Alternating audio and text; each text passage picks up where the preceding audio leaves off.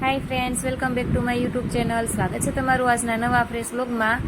અને આજે મારે બનાવવાના છે આલુ પરોઠા. તો એના માટે અહીંયા મેં તપેલીમાં તેલ લઈ લીધું છે અને એમાં ડુંગળી નાખી દીધી છે સાતળવા માટે. તો તેલમાં મેં થોડીક હિંગ નાખી હતી અને પછી નાખી દીધી છે એની અંદર ડુંગળી. તો ડુંગળી જ્યાં સુધી બ્રાઉન કલરની થાય ત્યાં સુધી એને આ રીતના ચલાવવાની છે.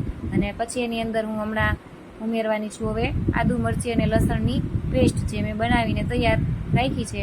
તો હવે હું એની અંદર આદુ મરચી લસણની પેસ્ટ નાખી દઈશ. જો પહેલાં નાખી દઈશું તો આપણે આ પેસ્ટ બળી જાય છે, એટલા માટે હું ડુંગળી થોડી આ રીતના થઈ જાય બ્રાઉન જેવી પછી હું એની અંદર આ પેસ્ટ નાખું છું. તમે પણ એમ કરજો મિત્રો, એટલે તમારી પણ આદુ મરચી લસણની પેસ્ટ હોય એ બળશે નહીં. આ એક કિચનની ટિપ્સ છે મારી, તમારે ફોલો કરવી હોય તો તમે પણ એકવાર ટ્રાય જરૂરથી કરજો મિત્રો. અને પછી હવે હું એની અંદર નાખી દઈશ સૂકા મસાલા. સૂકા મસાલામાં હું નાખીશ હળદર 1.5 ચમચી જેટલી, અને પછી એમાં નાખીશ સ્વાદ અનુસાર મીઠું એટલે કે નમક સ્વાદ અનુસાર નાખવાનું છે, તમે જે રીતના ખાતા હોય એ પ્રમાણે. અને પછી એમાં નાખવાનું છે 1.5 ચમચી જેટલું લાલ મરચું પાવડર. તો અહીંયા અમારે કાશ્મીરી મરચું નથી એટલે મેં એટલું નાખ્યું છે ઓછું, તમે તમારા ટેસ્ટ પ્રમાણે નાખી શકો. પછી નાખવાનું છે ધાણા જીરું પાવડર. અને પછી ફરીથી આ બધું મસાલા આપણે મિક્સ કરી દેવાના છે. હવે ડુંગળી એકદમ સતળાઈ ગઈ છે તો હું એમાં નાખી દઉં છું થોડોક લીંબુનો રસ નાખી દીધો એટલે ખાટો મીઠો ટેસ્ટ આવી જાય. અને સાથે હવે ટમેટાં પણ એડ કરી દઉં છું, કેમ કે ડુંગળી પણ એકદમ સતળાઈ ગઈ છે.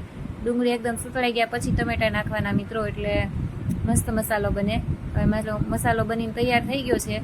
અને આ બધો મસાલો જે છે ગ્રેવીનો એ બધો હું આ બાફેલ બટેકાની જે મેં બનાવી હતી, બાફેલ બટેકાને ક્રશ કરી નાખ્યા છે એટલે એમાં હું એડ કરી દઉં છું. અને આપણો જે મેન મસાલો છે સ્ટફિંગ માટેનો આલુ પરોઠાનો એ બનીને તૈયાર થઈ જશે.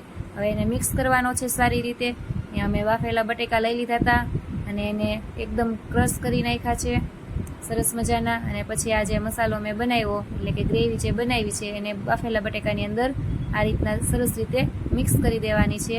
અહીંયા મેં ખાંડ નથી નાખી, તમે ખાંડ જો ખાતા હોય તો ગળો મસાલો કરવો હોય તો તમે થોડીક 1 ચમચી જેટલી ખાંડ પણ નાખી શકો છો, પણ મેં આજે ખાંડ નથી એડ કરી. સારી રીતે મસાલાને આ રીતના બટેકા સાથે મિક્સ કરી દેવાનું છે એટલે આપણું સ્ટફિંગ થઈ જાય છે રેડી. તો ચાલો મિત્રો, હવે મારું સ્ટફિંગ રેડી થઈ ગયું છે. અને અહીંયા હવે હું મમ્મીની મદદ લઈશ. તો મમ્મીને કહીશ કે મમ્મી વણતા જાય છે રોટલી અને હું સ્ટફિંગ ભરતી જઈશ. તો જો અહીંયા મમ્મી વણતા જાય છે અને હું સ્ટફિંગ બટેકાનું આમાં ભરતી જાઉં છું. એટલે સરસ મજાનું સ્ટફિંગ કરવાનું છે. એક રોટલી લેવાની છે, પછી એને ચારે બાજુ આપણે સરસ મજાનું આ રીતના બટેકાનો જે મસાલો કર્યો છે એને ચમચીની મદદથી સ્પ્રેડ કરવાનો છે, ચારે બાજુ ફેલાઈ દેવાનો છે.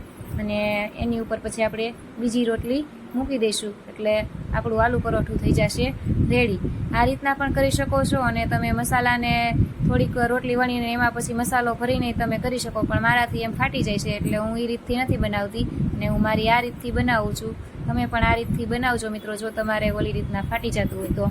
પછી આ રીતના હું એના ઉપર એક બીજી રોટલી હોય એ કરીને પછી આ રીતના એને ઉપરથી ધીરે ધીરે મૂકી દઈશ. અને હવે મમ્મી અહીંયા તળવા માંડ્યા છે. તો તમે જોઈ શકો છો મિત્રો કે અહીંયા મમ્મી મારું આલુ પરોઠા તળવા માંડ્યા છે. અને હમણાં હું તમને બતાવું, બંને સાઈડથી સરસ મજા એનું શેકાઈ જાય એ રીતના આપણે કરવાનું છે. જો અહીંયા સરસ મજાનું આલુ પરોઠું શેકાઈને તૈયાર થઈ ગયું છે.